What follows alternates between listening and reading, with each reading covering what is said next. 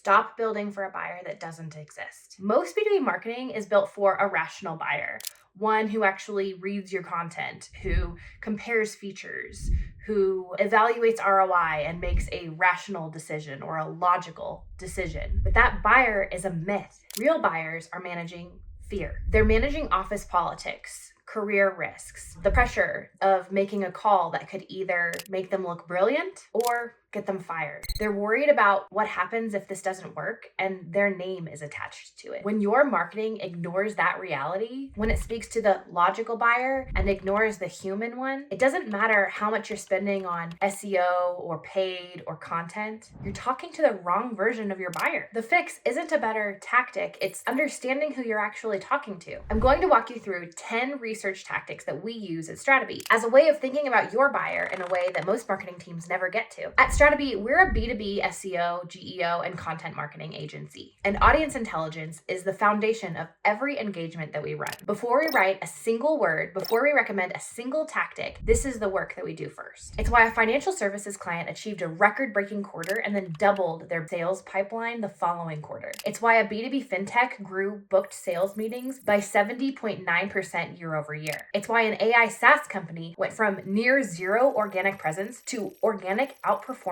paid by 88% lower cost in just 90 days. And it's why our own agency more than doubled our booked revenue for the entire prior year by March of this year. The research I'm about to walk you through is what made all of that possible. Why most audience research stays shallow. Most B2B companies think they know their buyers. They have personas, they've done surveys, they have demographic data, firmographic data, maybe even some intent data. But that's not audience intelligence. That's just the description. Knowing that your buyer is a VP of marketing at a 500-person SaaS company does not tell you what they typed into ChatGPT before they booked a demo. It doesn't tell you what language is going to have them lean in on a sales call versus go quiet. Personas tell you who your buyer is, but audience intelligence tells you how they decide. And those are completely different things. And most marketing teams are only doing the first one. That's the gap we're trying to close. Here's how. Method 1, customer interviews, your most honest data source. I recommend starting here. Always. Surveys give you what people think you want to hear. A 45-minute conversation with a recent customer gives you something completely different. The unfiltered version of why they bought, what almost stopped them, and what they almost went with instead. Here's what you're trying to find out. What triggered the search in the first place? Not we needed a solution. What happened that made the status quo unacceptable? Because whatever that trigger was, that's what you should be leading with in your marketing. What alternatives they seriously considered and why they didn't go with them. This is where you learn your actual competitive differentiation, not what you think it is, not what product marketing has decided it might be. It's what buyers actually used to make the decision. What internal debates happened? Who pushed back? What objection almost killed the deal? These are the conversations your prospects are having right now before they ever contact your sales team. If your content doesn't address this, you're invisible at the most critical moment. What made them feel safe enough to move forward? Trust has a specific shape for every buyer. For some, it's a case study from a company that looks like theirs. For others, it's a particular guarantee. For others, it's a specific person on your team that they connected with. You need to know what that shape is for your buyers. We worked with an enterprise software company where 6 interviews completely reframed the way they thought about their positioning. What they thought was their primary differentiator wasn't what buyers were actually using to make the decision. What buyers actually cared about wasn't anywhere on their website. We rebuilt the messaging around what their interviews revealed. The content started converting. The sales cycle shortened. Just 6 conversations changed the trajectory of the entire marketing program. One thing that consistently surprises our clients when we do this work, they learn things about their market that they didn't know. We've had clients tell us that those conversations changed how they thought about their positioning than anything else in the prior 2 years. Method 2, CRM win-loss analysis. The story inside your data. Every deal in your CRM is a data point. While most companies treat that like just a number, won or loss, what they're not doing is reading it like a story. When we do win-loss analysis for a client, we're not just looking at feature comparisons and pricing. We're looking for the psychology behind the outcome. Why did they choose you? Not the official reason, but the real reason. Was it trust in a specific person on your team? Fear of a competitor's implementation timeline? A case study opportunity that looked exactly like their situation? Or alternatively, why did they not choose you? Where did deals stall? What was the real objection underneath the stated objection? Too expensive almost never means too expensive. It means the value wasn't clear enough to justify the internal fight of getting budget approved.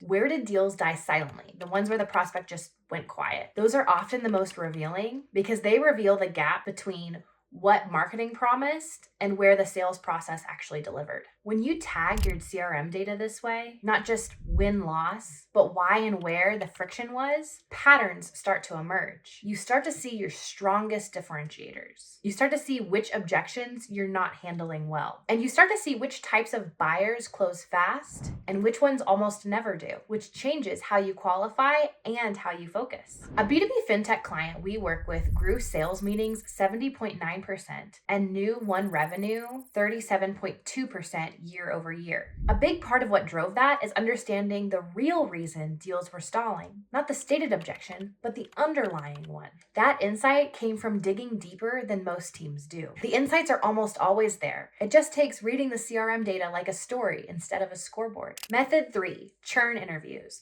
The research most companies are too scared to do. So win-loss analysis looks at prospects. This one looks at customers who already said yes, but then changed their mind. Talking to customers who left, who churned, who didn't renew, who switched to a competitor is one of the most information-dense research activities that you can do. And almost no one does it because it requires being genuinely curious about the answer and not defensive about the outcome. When you interview churned customers, you're not looking for closure. You're looking for signal. What expectation was not met? At what point did they decide that it wasn't working? What did the competitor that they went to offer that tipped the decision? And the answers are rarely what you would expect. Sometimes it's product, sometimes it's service, sometimes it's that a champion left and nobody rebuilt the relationship. Sometimes it's that the onboarding set up the wrong metrics, so the customer was measuring the wrong thing from day one. Churn interviews always reveal the gap between what marketing promises and what delivery actually looks like.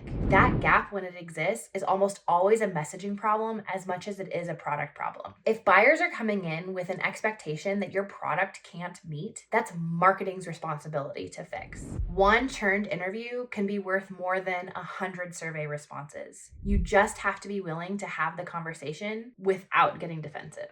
Method 4, Reddit and review sites. Unfiltered buyer language. Now you move from conversations that you initiate to conversations that are already happening without you. Your buyers are talking about their problems online. On Reddit, on G2, on TrustRadius, on Capterra, and language that they would never use in a formal interview. Unedited, unfiltered, exactly how they actually think. So for instance, find the subreddits where your ICP is active. Don't just read the top posts. Read the comments, the complaints, the things they are venting about at 11 p.m. when they are frustrated with their current solution. That language, the specific phrases they use to describe their problems, is exactly what your content and your messaging should be reflecting back to them. And here's why it matters beyond just copy. AI models are trained on this content. If your website doesn't use the language that they're using on Reddit or G2, you could be missing out on AI-generated responses in your category. It connects directly to GEO. But even if you don't care about GEO, it connects to whether your content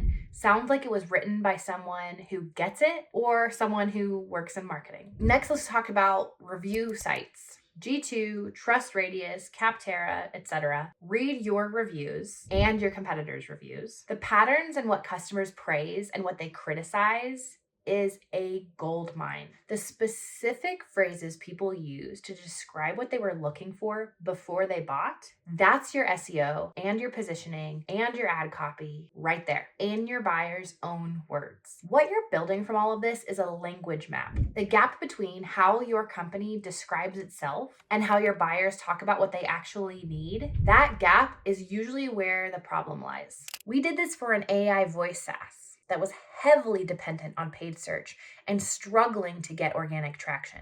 Mining their category on Reddit and G2 revealed a gap between how they described their product and how buyers actually talked about the problem they were solving. We rewrote the core pages around the buyer's language, and non-branded traffic grew 1,076% in just 90 days. Organic now drives more traffic than paid at 88% lower cost. Method 5, search data.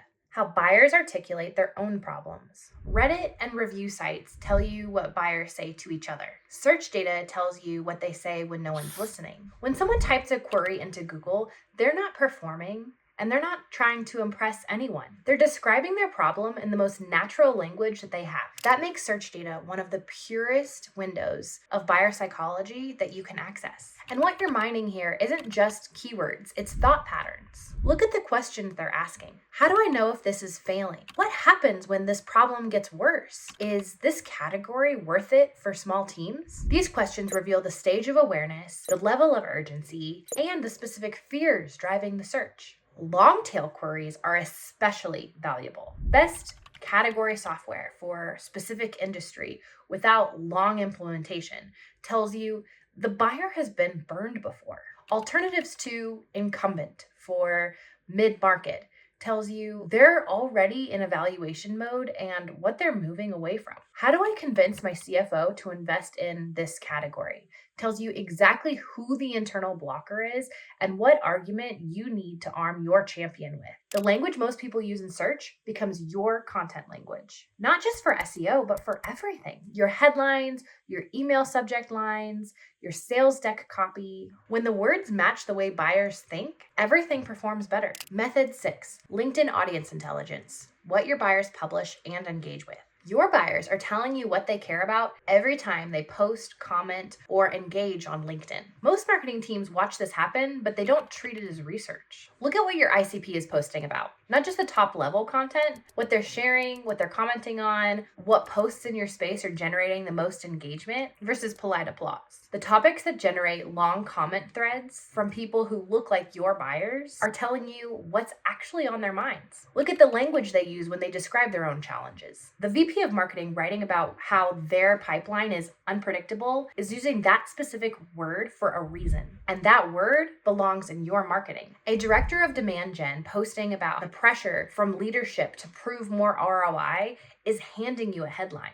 Tools like SparkToro take this further, showing you which newsletters, podcasts, LinkedIn voices, and communities your audience actually follows. This tells you where their thinking is being shaped before they ever encounter your brand. If a particular industry analyst, influencer, or creator is consistently influencing your buyers, you want to know that. It affects your PR strategy, your partnership strategy, and whose language you should be paying attention to when you're shaping your own. Method 7, competitor content analysis. What the market is being taught. Your buyers aren't just talking to you. They're reading your competitors' content, watching their webinars, and sitting through their demos, which means your buyers are being educated and sometimes miseducated by the frame your competitors are putting around the category. Understanding that frame is research. Look at what your top 3 competitors are emphasizing in their content, in their homepage, in their case studies. What story are they telling about the problem? What do they position as the primary benefit? What do they never talk about? And is that a gap that you can own? Now, don't make the mistake of just copying them. It's about understanding the conversation that your buyers are already in before they encounter your brand. If your main competitor has been hammering one message for 2 years, your buyers have probably internalized that. And you need to know that when you're positioning against them. The things your competitors consistently avoid saying might be some of your most valuable differentiators. If everyone in your category is talking about speed and you're the only one who talks about what happens when implementation goes wrong, and you have the proof that you handle that better, that's a wedge, but you only find it if you do the competitor content analysis. Method 8, sales call recordings. The psychology hiding in plain sight. I would argue that this is the most underutilized research asset in B2B marketing, and it's sitting right there. Pull your recorded sales calls. Listen for what's happening emotionally, the tone shifts, the pauses, the moments where energy picked up or went flat, or the objections that came up the same way. Call after call. So here's what you're specifically listening for. The first question they ask. Not the product questions, but the first question. Because whatever that is, that's what was on their mind before the call. That's almost always something that they typed into Google or ChatGPT earlier this week. The fear-based objections. What if this disrupts our current setup? I need to get my CFO on board or she's going to push back. What happens if this doesn't work? This is the content your marketing should be producing. If your website addresses these fears before they hop on the sales call, your close rate goes up. The language that made them lean in. Somewhere in most discovery calls, something shifts. The prospect goes from evaluating to interested. Pay attention to what happens right before that shift. That language is worth more than any copywriting framework. We did this for a product discovery platform serving enterprise retailers. We listened to their sales calls, tagged the moments where deals stalled, and identified that the same concern was coming up in almost every call, worded slightly differently, but the same underlying fear. That fear wasn't addressed anywhere on their website. So we built content around it. They went from 0 AI search presence to number 1 in their category, and the sales cycle shortened. That's what happens when marketing and sales are working from the same understanding of the buyer. Method 9, SME interviews. The intelligence inside your own walls. The sales calls tell you what prospects say. The SME interviews tell you what your own people have noticed and never had their correct forum to share. Your sales team knows things about how buyers think and decide that marketing almost never gets to hear. Your customer success team knows what buyers were expecting versus what they actually got. Your product team knows which features make eyes light up and which ones confuse people every time. Interview them. Have a structured conversation. Ask your customer success team, what did customers think they were buying versus what they actually got? What's the gap between expectation and reality? Where do customers feel they overpaid, in price or even in effort? These conversations surface the institutional knowledge that usually lives in individual people's heads and never makes it to marketing. It makes your content more accurate, your messaging more credible, and your sales enablement materials actually useful to the people using them. Method 10, internal stakeholder mapping. Who else is in the room? Everything I've covered so far assumes you know who your buyer actually is. This method challenges that assumption. In most B2B purchases, your buyer is not making this decision alone. There's a CFO who has to approve the budget, a security team who has to sign off on the integration, an ops person who has to live with the implementation, and sometimes a board member who has opinions. But most marketing is built for the person who initiates the search. Very little is built for the people who could kill the deal. Stakeholder mapping research answers this specific question. Who else is in the room and what do they care about? They're not going to care about the same things as your champion. The CFO cares about different things from the VP of marketing. The security team cares about different things from the product lead. If your marketing only speaks to one of those stakeholders, you're arming your champion for a meeting that they can't win alone. How do you research this? Sales calls are one of the best sources, specifically the moments where your champion says, I need to bring this to my CFO or my CEO, or my CFO is going to ask about X, Y, and Z. Those moments tell you who those other stakeholders are and what their primary concerns are. You can also ask directly in customer interviews, who else was involved in this decision? What were their main questions? When you know who's in the room, you can create content for each of them. The CFO one-pager, the security FAQ, the implementation guide for the ops team. These assets don't just help sales, they help your champion build internal consensus without your sales team needing to be involved in every conversation. We see this play out constantly. A financial software client of ours was winning deals at a strong rate, but a specific deal type kept stalling at the same stage. When we mapped the stakeholder dynamic, we found that a particular decision maker 2 levels up from the champion was consistently asking a question that nobody had ever built content around. We created one asset specifically for that stakeholder. The deal stage that was stalling started closing. Sometimes the research doesn't change your strategy. It just fills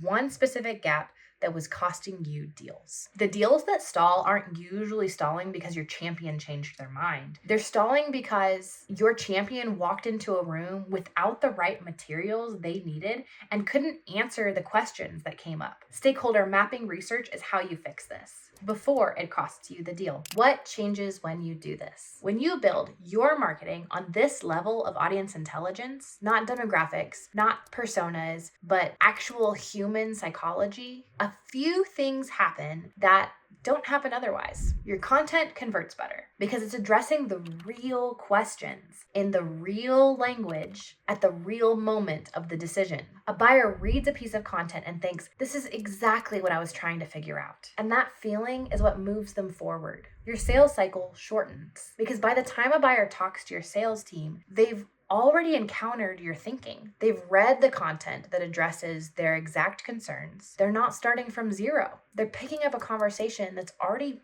half finished. Your pipeline quality improves because you stop attracting people who sort of fit and start attracting people who recognize themselves in everything you produce. Your deals stop dying by committee because you've produced the content your champion needs for every stakeholder in the room. We've seen this across every type of client that we've worked with. A financial software company that doubled its quarterly sales pipeline. A fintech that grew new won revenue 37% year over year. A SaaS company where organic overtook paid as the primary pipeline driver. Different industries, different products, same root cause when results improved. Someone finally went deep enough to understand what the buyer needed to hear. And here's the thing about this work that most marketing teams underestimate. It's not a one-time project. Your buyers evolve, the market changes. The questions people are asking in 2026 are different from what they were asking in 2024. The audience intelligence work has to be ongoing.